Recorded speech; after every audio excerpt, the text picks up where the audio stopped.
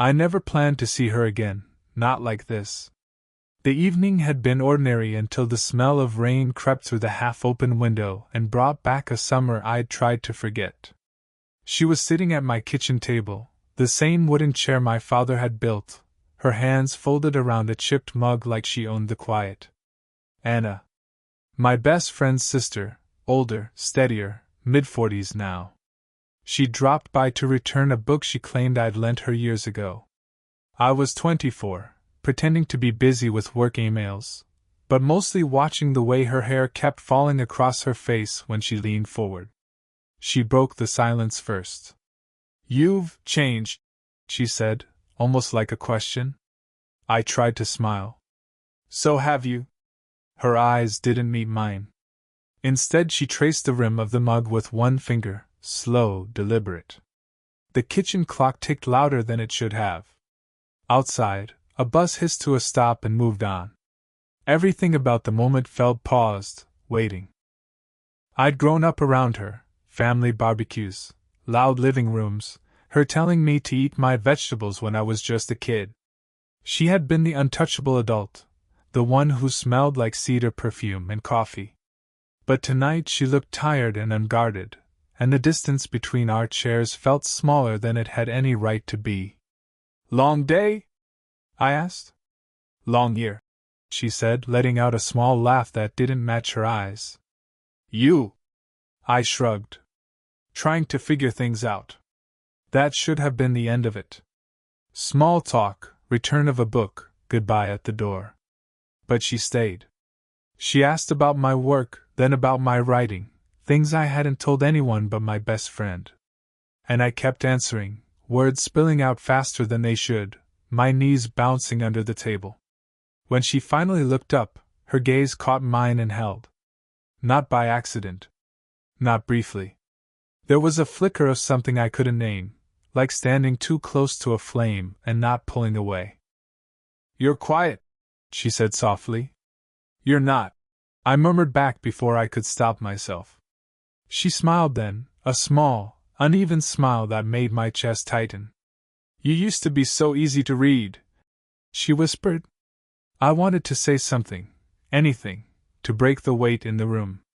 Instead, I reached for the book she'd returned. My fingers brushed hers, just a second too long. She didn't move her hand right away. Outside, thunder rolled somewhere distant. "Do you ever think about—" She started, then stopped, shaking her head. "Never mind." "What?" I asked. "Nothing. It's late." She stood, but didn't head for the door. I stood too, suddenly aware of how close we were. The smell of rain on her coat, the faint warmth from her skin. 100 things rushed through my mind, the years between us, my best friend's voice, every reason why this shouldn't even cross my thoughts. And yet I couldn't step back. She reached into her bag, hesitated, and handed me a folded piece of paper. "Read it later," she said, eyes darting away. Before I could ask what it was, my phone buzzed on the counter. A message from her number, sent seconds ago. "We need to talk. Tonight." I looked up. She was already at the door, one hand on the knob, waiting. The paper in my hand was still folded, its edges soft from handling, but I couldn't bring myself to read it yet. I kept staring at Anna as she leaned against the doorframe, quiet, like she had a weight on her shoulders she wasn't ready to share. I realized then that she'd always carried weight, more than anyone should at her age, but somehow, she made it look effortless. I remembered the last time I saw her like this, my parents' anniversary dinner, 10 years ago. She had laughed too loudly at one of my dad's bad jokes, but there was a flicker of loneliness in her eyes. Back then, I'd thought it was just adult fatigue, but now I understood, she'd been waiting, I don't know for what, maybe for someone to notice her. I, meanwhile, was no stranger to awkward love stories myself. My first crush had ended with a slammed door and months of silence. I'd spent half of my 20s second-guessing myself, pretending I didn't care about things that actually tore me up inside. And yet, standing here, Every thought I'd tried to bury resurfaced with her quiet presence. She moved closer, reaching into her coat pocket, hesitating, then withdrawing a small notebook instead. Her hands trembled, just slightly enough that I noticed. I didn't know if I should give this to you," she said. Her voice was softer than I'd ever heard. Vulnerable. I wanted to tell her she could give me anything, that nothing between us had to be measured or cautious. But I didn't. I didn't because I remembered my best friend, her brother, the unspoken rules that hung over us like a storm cloud. The attraction we were both feeling was dangerous. Wrong, even. But God, it was there. I watched her bite her lip, looking away for a moment, then back at me. She shifted slightly, the faint perfume of coffee and cedar curling around us. I could see the hesitations in her posture, the tiny signs of restraint she didn't bother to hide. And I realized I felt exactly the same way, every pulse, every stolen glance, every thought I was desperately trying to shove down. "You remember that time we all went to the lake?" she asked suddenly, almost as if testing the waters. Her eyes softened, and for a moment, we weren't older or cautious or careful. We were just us, laughing kids in someone else's memory. I nodded, smiling, feeling a warmth spread in my chest I hadn't expected. "I remember. You almost pushed me in." She laughed lightly, and the sound made my chest tighten. She reached out, brushing a stray strand of hair from my forehead, a touch fleeting but intentional. My hand tingled where it hovered near hers, hovering, almost moving closer. The air between us was charged in a way words couldn't reach. And yet, the reality of the risk pressed in, the age gap, my friendship with her brother, the years of unspoken boundaries. But standing there, sharing that fragile, electric moment, I realized something simple: neither of us wanted to step back. A silence fell, but it wasn't empty. It was the kind of silence that promised more, something fragile and dangerous, yet irresistible. The next morning, the notebook sat on my desk, unopened. Every time I reached for it, my hand froze. I knew what was inside. Her thoughts, maybe her confessions. I wasn't ready. And maybe she wasn't either. I was barely processing the memory of her touch from last night when my roommate, Jake, barged in. "Dude, you're late for breakfast. And why does your kitchen smell like flowers?" I froze. Flowers? Oh God, the cedar perfume lingering from Anna's coat. I ducked my head, trying to look casual. Nothing," I muttered, heart hammering. Jake raised an eyebrow but didn't push further. I breathed a little easier. Then my phone buzzed. A message from an unknown number. "Are you alone?" I looked around, panic twisting my stomach. Could she have sent it? Did someone else know? I hadn't even opened the notebook. I debated ignoring it, but curiosity won. Yes. Seconds later, a knock on the door made me jump. I wasn't expecting anyone. When I opened it, she was there. Anna. In the rain, coat damp, hair sticking slightly to her forehead. Her eyes met mine immediately, and for a moment, the world narrowed down to that gaze. "Can I come in?" she asked. I stepped aside, trying to hide how my hands were shaking. Once inside, the apartment felt smaller, charged, like the air itself was waiting. She didn't speak at first, just watched me, her expression unreadable. She started, then stopped. I knew she wanted to say something dangerous, something we weren't supposed to even think aloud. I swallowed hard. "You don't have to," I whispered, though every fiber of me wanted her to. She shook her head slightly, and I saw it, hesitation, restraint, but also a pull I couldn't resist. I took a cautious step closer. She mirrored me. Our breaths mingled. Then, the unthinkable, the doorbell rang. I stiffened. My heart jumped. Who could it be? No one was supposed to know. I glanced at her. Her hand froze on her coat pocket, the same trembling I'd seen last night. Maybe we should," I began, but she cut me off with a look soft and urgent. Not yet. The tension was unbearable. I wanted to close the distance, feel her warmth, hear her laugh again. But another part of me screamed, what if someone found out? What if I ruined everything? She moved closer anyway. Our knees almost touched as she adjusted her coat, brushing against me unintentionally, or maybe intentionally. I could feel the electricity in the contact, the danger, the thrill.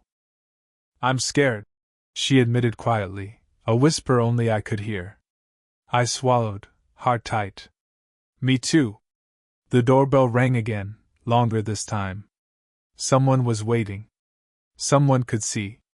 We froze, caught in a moment between desire and reason, attraction and guilt. I wanted to pull her closer. She wanted to step back.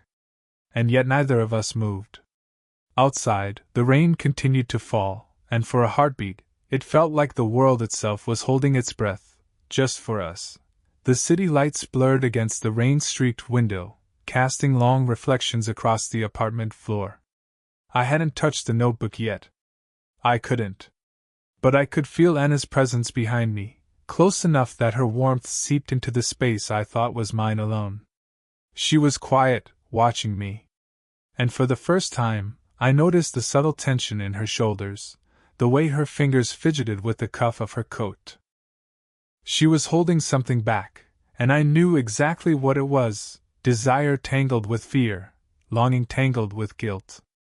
I shouldn't be here, she said finally, voice low, trembling. I know, this isn't right. I turned to face her. I know. My own voice shook, though I tried to make it steady. But it feels right now. Her eyes searched mine, and I caught a flicker of something that made my chest tighten, a mixture of jealousy and frustration. She talked about her ex once, years ago, barely mentioning him, but the mention of someone else, of someone she had been with, now felt like a knife twisting in me. You're thinking about him again, I said, barely a whisper, though I didn't mean him. I meant anyone but me, any excuse she could use to hold herself back. She shook her head. No, it's not that. You don't understand. I do, I said, stepping closer, daring myself to close the space between us. I understand more than you think. I'm tired of pretending, too. She flinched at the words, though not away from me. Her hand brushed against the back of mine, accidental, or maybe not. My pulse spiked. I wanted to reach for her face, to trace the lines I'd admired from a distance for years. But caution anchored me in place. I shouldn't feel this, she murmured, voice breaking. I shouldn't. I interrupted her gently, almost desperately. Then don't stop. Not now. Please. Her breath hitched. The room felt impossibly small.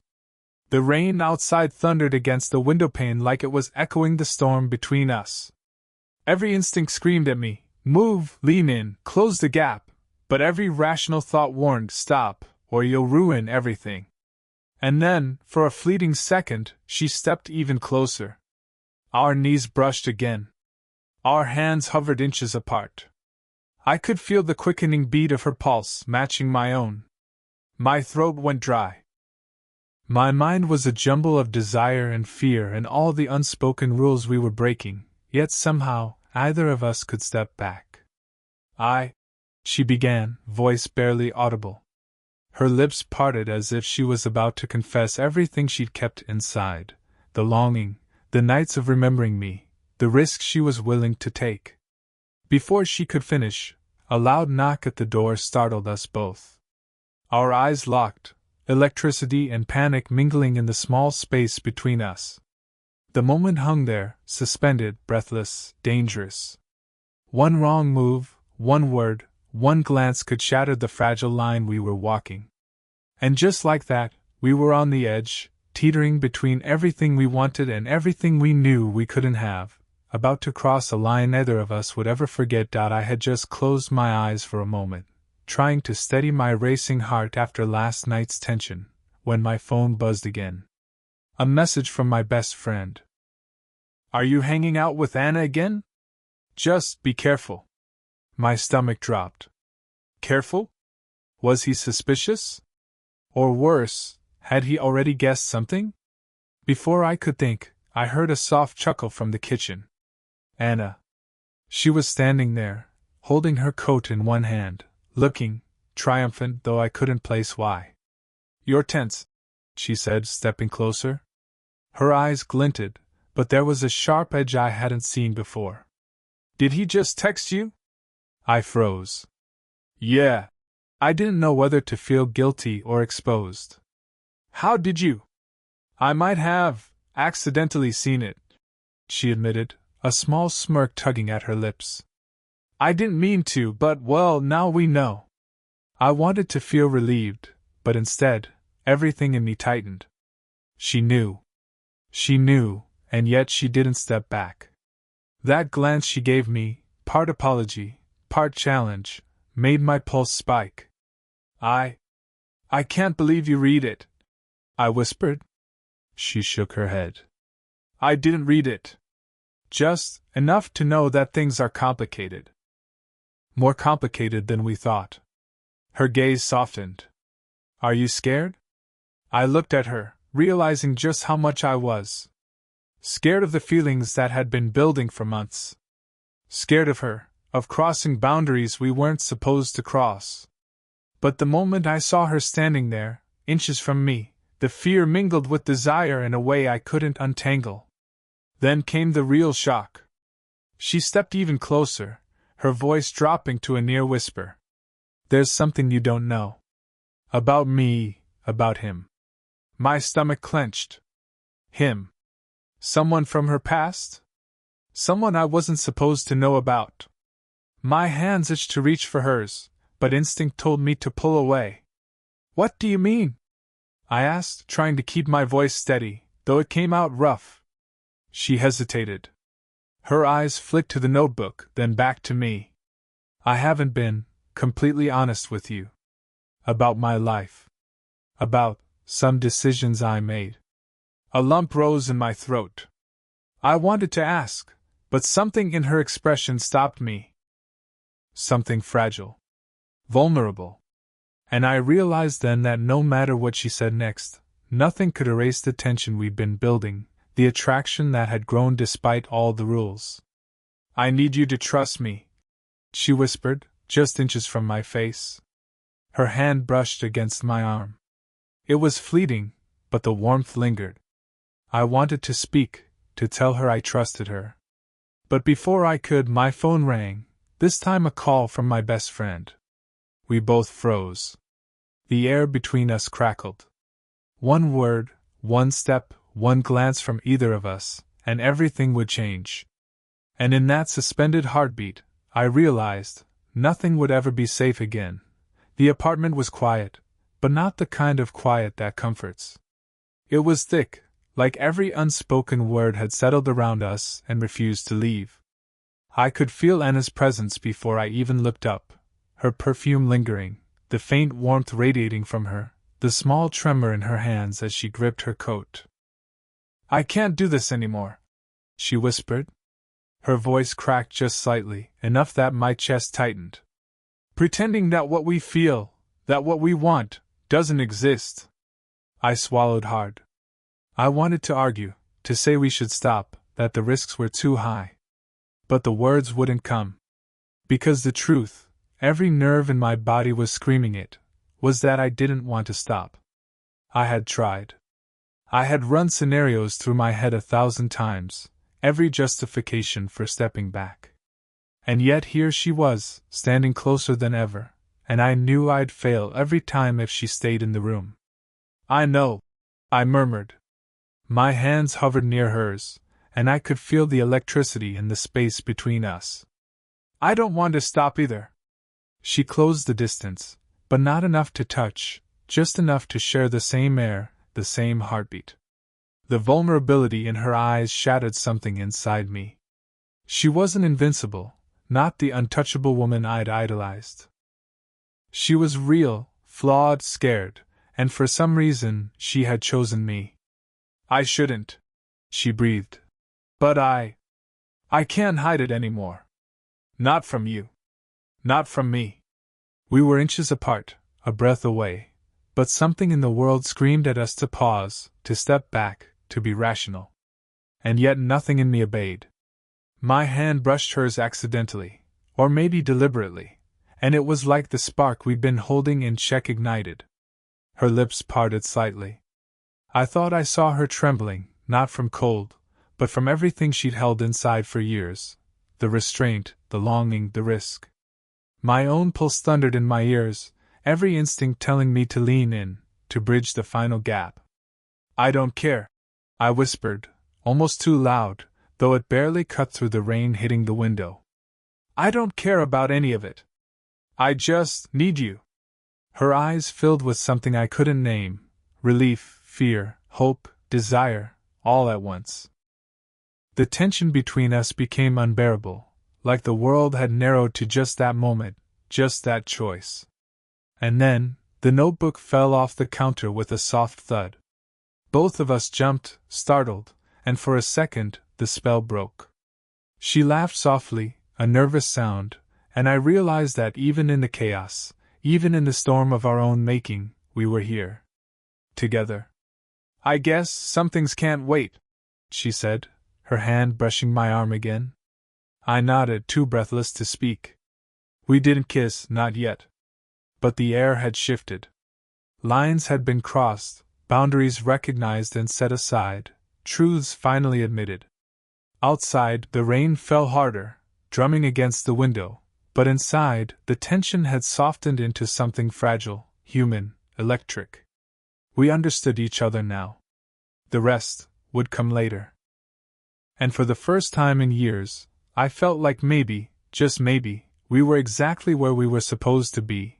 The rain had stopped by morning, leaving the streets glistening under soft sunlight. I found Anna in the kitchen, pouring 2 cups of coffee with the same careful precision she always had. She looked up when I entered, and for a moment, we just smiled at each other, quietly.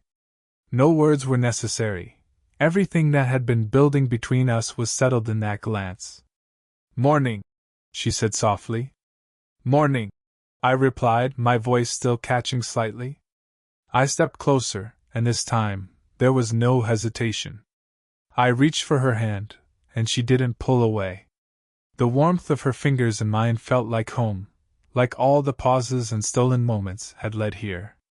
We sat together at the small kitchen table, the notebook tucked safely in a drawer, no longer a source of anxiety. It had served its purpose, revealing feelings we hadn't dared to speak aloud. Now, everything was clear. We had choices, risks, and consequences, but we also had each other. "I still can't believe we did this," she murmured, a playful tremor in her voice. "I never imagined, me either," I said, laughing softly. "I thought I'd spend the rest of my life watching you from a distance."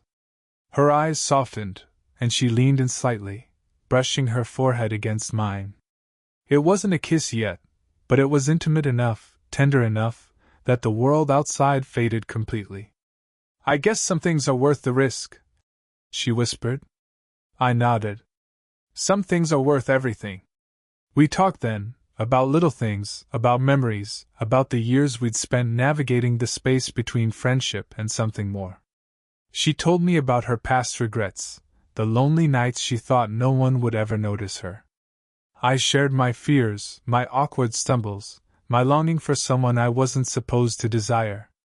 And through it all, we laughed, we lingered, we let the silence speak.